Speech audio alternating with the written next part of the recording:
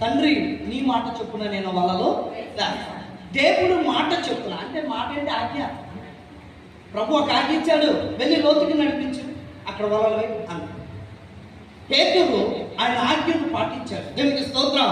ఆయన ఆజ్ఞను పాటించినప్పుడు ప్రభు తన చూపుడు వేలుతో ఏ స్థలం దగ్గర అయితే వల వేయమన్నాడో, బాగా తన చూపుడు వేలుతో ఆ చోటుకెళ్ళి వల వేయమన్నాడో, పేతురు అదే చోటుకి వెళ్ళి ఏం చేశాడంటే వల వేశాడు.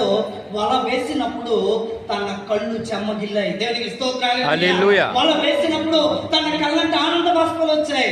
వల వేసినప్పుడు తన జీవితం మారిపోయింది. వల వేసినప్పుడు అనేకులకి తెలియజెప్తున్నాడు. ఏ స్థలంలో వేయమన్నాడు అదే స్థలంలో పేతురు ఏం చేశాడటండి? వల వేశాడు. ఆయన ఆజ్ఞకు లోబడ్డాడు. అదే ప్రభువా అటు కాదు ప్రభువా ఇటే ఎత్తాను ప్రభు అన్నాడు అనుకోండి, రాత్రంతయు శ్రమ పడినా రాలే